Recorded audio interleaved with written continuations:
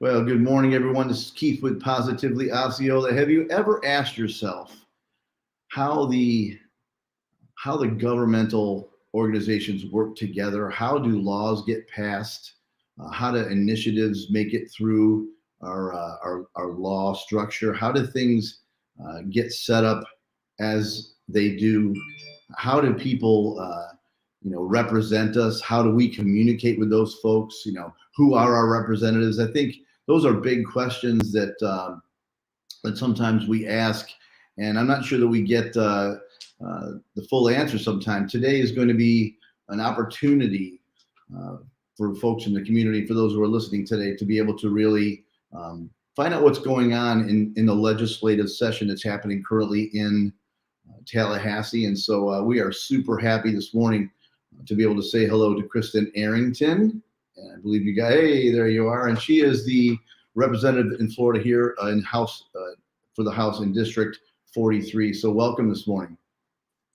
Thank you for having me, Keith, and happy Martin Luther King Jr. Day to you. And you as well. We had a few seconds to talk about that.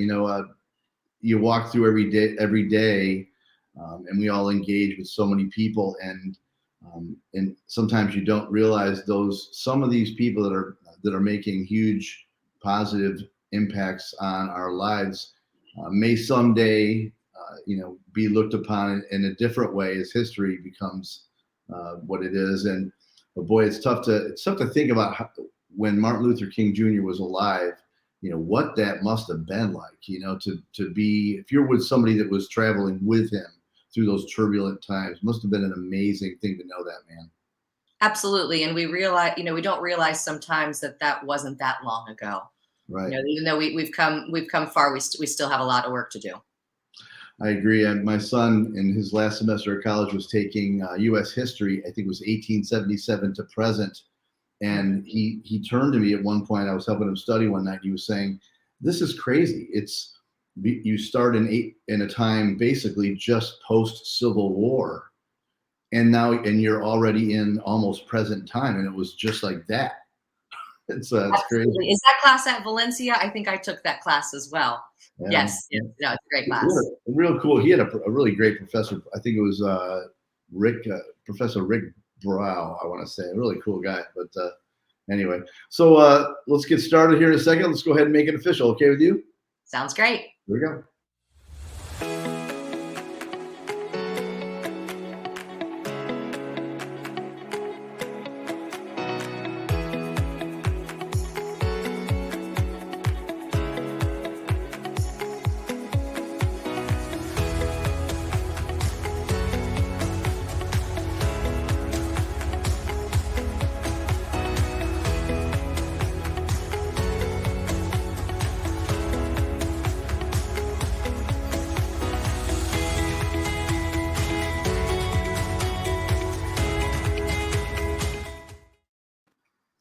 So again, we are here today with Kristen Arrington, who is the state representative for District 43, and we super appreciate that you're here today. Certainly, as you said, today being Martin Luther King Jr.'s holiday, and it's a great day to reflect on how he impacted this nation, and it was certainly impacted in a positive way.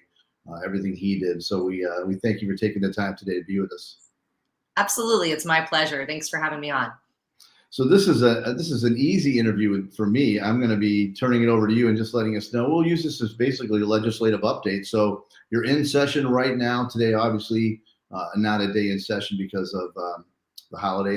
And do you typically meet on Mondays anyway? Sometimes we'll have some committee meetings on Monday, but a lot of folks travel up to Tallahassee during Monday as well. Gotcha. Well, if you would just go ahead and let us know, what's been going on in the session to date and what we could look forward to possibly as you go back in this week, please. Great. Thank you. Well, last week we had our first week of legislative session, and session is 60 days. And many folks will say we have 60 days to get the job done. Each of us legislators in the House, there's 120 of us. We have 7 bill slots, which means we have 7 pieces of legislation that we can work on getting passed. And we also all submit appropriation projects, which is, I guess, the fancy way of saying asking for money for projects and for issues down in our district. And that goes through the budget process as well. So there's a lot of us running around trying to make sure that we get our bills on committee agendas, because before it gets to the floor for a House vote, our bills have to go through multiple committee stops. And I know that's a lot of overwhelming for folks that maybe don't know the process, but if you go to myfloridahouse.gov, you can click on representatives and you can see all of my bills or any other representative bills, or you can see all the bills being proposed. You can look for keywords if you're an animal lover like me and you want to see, what animal legislation is out there. If you want to see what HOA legislation is out there, you can search by those keywords. You can also set up tracking for that so you can receive alerts to see when those bills are moving. But what I want to talk about is when you go and look at the bills on the pages, you can kind of see a summary of them, who sponsored them, but you can also see all of the committee stops that it's assigned to. And what that means is it has to go through each committee with majority of support before it moves to the next committee that it's assigned to. Additionally, to get it on that committee, that committee chairman has to approve it and add it to the agenda. So there's a lot of steps just to get one bill moving. So like I said, a lot of us are, kind of running around this first week back after the holidays. Everybody is rested up and ready to go. So the first week was a lot of ceremonial stuff on the House floor, which makes me feel a little awkward. I'm just ready to get to work. Some of that, the stuff with all the ceremonial stuff is a little overwhelming and for me, and I just want to do the job. But we had our committee meetings last week and worked on voting for some legislation that was more of fixing glitch bills, because unfortunately sometimes we have great intentions with our legislation, but once it passes, there's an unintended consequence or issue that arises. So a lot of the bills that we're seeing right now are bills that are looking to fix those issues from last session or the previous session. So it's been kind of a little bit of a nice warm up. Unfortunately, next week we're going to be going into it full blast for the second week of legislative session, where we will be seeing the 15-week abortion ban bill in its first committee this week. So this week, for those that are at home, you can watch and see a lot more happening. You can go on the website, like I said, myfloridahouse.gov, or you can go to thefloridachannel.org and you can watch those meetings live, or you can watch them afterwards. And certainly, you brought up one that has made a bit of notoriety, certainly in the media, as far as the abortion bill. So what would be a maybe 2 or 3 standout issues that you think will be addressed early on in the session? Well, we'll see where we're moving in the redistricting process. That is a big deal and comes up every 10 years. I have the schedule for this week and next week. This week, my subcommittee, which for the state, is meeting, but the following week it is not. The main committee is meeting. So if I'm being a betting person, I would think that maybe we might be voting on some maps this Friday. So I would recommend for those folks at home that haven't looked at it or are interested in the process, that's FloridaRedistricting.gov, and you can see the proposed map. So I think that we might be voting on something for those, but we just haven't seen that agenda. So that's a big issue coming up. The abortion bill, like I said, of course, with all the unfortunate incidents last year with condos, I think that we're going to be looking at condo and building reform, but that will be probably some legislators from the south part of the state that will be moving on that. And then, of course, if you do listen to the governor's state of the state, you could hear some things that he would like for priorities. But those would be the 3 big ones that I say we're going to probably be seeing come up in the next week or 2. And so on the, I don't think we've had a discussion in the last couple of years that hasn't, where the word COVID hasn't popped up. So I'll put it out there. So how much discussion will the COVID pandemic, how much of the COVID pandemic will be engaged in the session as a whole? Do you think that's going to take on a large portion of what's said, or do you think at this point we're just going through this and try to keep improving, but get the work of the state done? Is it at that point at this point? So in the state of the state, our governor did not mention COVID once. Right. But what I will say is, I think we're unfortunately seeing the increase in numbers right now. So I hope that there will be more attention to it. Sure. But I know that there has been discussion by many to, of course, make sure that we still keep funding Visit Florida and that we are ready to, assist our small businesses if need be, like we did last time when unfortunately, we saw that, nobody came back to Florida. So unfortunately, we still have folks that are visiting our area, but if that changes, then, that will hurt with our revenue. So we'll have to see what the feds do and what our president does. And if, like last session, we will pass the biggest budget ever, thanks to the feds coming in and providing us some relief. Right. And so you mentioned redistricting, something we thought we've spoken about before when we had a discussion prior. And so how will that, if you can give us a general idea for those who are saying, I'm not sure who my representative is. So if you can give us an idea where you think that's all going to lead, so people can kind of, I hope that our discussions, if we can do this, if we can do these again, if your time permits it, I hope that people will start to just pop a little bit and say, hey, this actually really does affect me. So can you give us an idea of what that redistricting might look like a bit?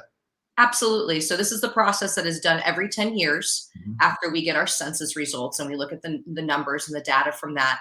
As many folks know, Osceola, I think, was the largest growing or the second largest growing county. So my district and the districts in Osceola in the proposed maps will change considerably. In the proposed maps, which I've been told are just the first draft maps, it actually has Osceola County picking up another state representative seat. Now, that doesn't change the numbers because there's still 120 of us. So that means shifting from other areas. And that's why it's called reapportionment time Right. for redistricting, where we're just kind of, I hate to say it, but just kind of moving those lines a little bit to adjust and make sure that we stay within our numbers and make sure that we do create fair districts, because we want to make sure that we have minority accessible seats. There's certain things that we have to follow where we keep certain areas together and make sure that it's contiguous. We really want to try not to have as many county splits, so folks are wholly. So the maps that are proposed for Osceola, if you check them out on floridadistricting.gov, like I said, they have 3 seats that are in Osceola, like we do have now. It's currently Mhm. myself, Representative Hawkins, and Representative Tomko. But Mhm. with the new maps that are proposed, it would shift more where there would be 2 seats within Osceola. And Representative Tomko's, I would probably move more over to hers. There would be a seat kind of in middle Osceola, which would be Poinciana and St. Cloud based. And then where Representative Hawkins represents right now, it would pick up some of Lake Nona area. So that's what the current proposed changes are for Osceola. The maps are fascinating on floridadistricting.gov. If you're, a map nerd or a statistic nerd like me, you can also see maps that other people have proposed. You can click on the area, see what the demographics are. They have tons of spreadsheets for resources. So it is a very interesting process since it only becomes around every 10 years. But it's a very serious process. We have a lot of guidelines that we have to follow. I might be in court one day speaking in regards to this since I'm on the subcommittee. So I try to make sure that I take great notes over stuff, flag all my emails and my text messages regarding, because, there could be a time where we have to, supply those. Understood. So let's put aside the redistricting for a second. So whatever the district map looks like at the end, what would you say are and I know that you work very hard, so I don't think this is going to be a tough question just thrown at you, but so what are the things that really resonate to you as a representative, that you believe that your area of representation needs? What do those folks need in your area? That I know you're in touch with folks. We talk a lot about things, and so what are those things that you really feel you need to share in Tallahassee? Right, absolutely. Besides the given, like more affordable housing options, and we need better education since Osceola is the lowest funded in the state. Besides those, the specific issues is the folks in the Poinciana area that are very upset with HOAs and some of the things that have happened to them over the years. And so myself and Senator Torres are working on legislation to maybe help with that, to remove fines or remove the option of putting a lien on a property for fines for something like, not pressure washing your driveway. But also the other big area specific to our region would be, the 192 corridor, that we have so many folks that are living in hotels there paycheck to paycheck, and they're paying rental rates more than your and my mortgages probably are. And, they can't get into another place because they don't have that deposit. And then now we don't have anything affordable. So those folks are always on my mind, and looking at ways that we can help them, and always making sure that folks in Tallahassee know about them. And then additionally, Lake Toho and our hydrilla problem is such a big deal. And myself and Representative Hawkins are working on that this session, some appropriations to help with that, but also getting with FWC to look on long-term results for that, so we don't keep having the same problem in Lake Toho, which affects our bass fishing tournaments, but also, affects for our residents, just, their leisure and, lifestyle and getting that family time on the water. So those would be, kind of the top priorities for our region.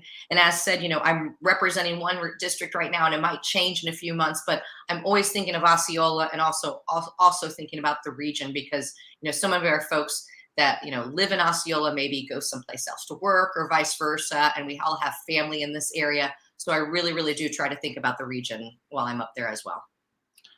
Well said. Anything else you'd like to share? I'll try to. We'll cut it a little short today and let you get back to life here. But anything else you really want to share and let people know that's taking place in Tallahassee, or you're planning on bringing up? Absolutely. Well, first, as always, please reach out to me if you have any questions, concerns, issues for Tallahassee or here in the district. Our phone number is 407-846-5016. When I'm up in Tallahassee, Carla is at the district office, and she's bilingual, so she's able to help folks out. So I just always want to make sure people remember that. But also, like you said, I feel unfortunately sometimes, we don't know what's going on around us, and especially if it's up here in Tallahassee and it's not in your backyard. Right. So I encourage everybody, to get involved a little bit. Go to myfloridahouse.gov, our website, which is really easy to look at. If you're interested in the redistricting process, check out floridaredistricting.gov. Let me know any feedbacks, concerns, issues, or priorities for you, because we always want to make sure that we are representing our constituents when we're up in Tallahassee. Yeah, you do a great job at communicating, and I appreciate that. I'll have your phone number and your and the contact information on the bottom, but it's not there right now. So I'll make sure we add that into the post for sure. One thing. Go ahead. I was just saying thanks, Keith. Sorry. That's okay. And I said this when we first were speaking this morning. I think when somebody thinks governmental representation, I think we almost automatically think on the national. We think. I'll just speak for myself. It's easy to think White House, president, vice president, Congress. We obviously can go that way quickly when we think of governmental representation. But in reality, our local government or state government, that is something that you feel immediately, that has a great impact on our daily lives. And so my encouragement is always going to be for people to reach out and speak to the representatives. That is how the system works, and works best for sure. Again, you do a great job, and we appreciate you taking a moment to speak to us today. Thank you. It's always a pleasure, Keith, anytime. And I always enjoy talking to you, whether it's on the air or out and at events. So thank you. Wonderful. So I hope I can, I know when you get back in this week, it's going to be a busy time. So any chance I can speak to you again next Monday? Absolutely. I'd love that opportunity. I want to give a weekly recap anyway, so that makes things easier for me, Keith. Thank you. Awesome. All right. Well, you're invited throughout the entire session. We'll reach out to you, get it on the calendar as well. Thank you. Sounds great. Thank you. And everybody have a wonderful week. All right. Again, this is Keith with Positively Osceola, along with Kristen Arrington, representative from District 43 up in Tallahassee. And so we appreciate her taking time to speak to us today, and we'll look forward to seeing you again next Monday. Thank you. See you all soon. All right. Thanks, everybody. This is Keith with Positively Osceola. We're making a positive difference in and around Osceola County.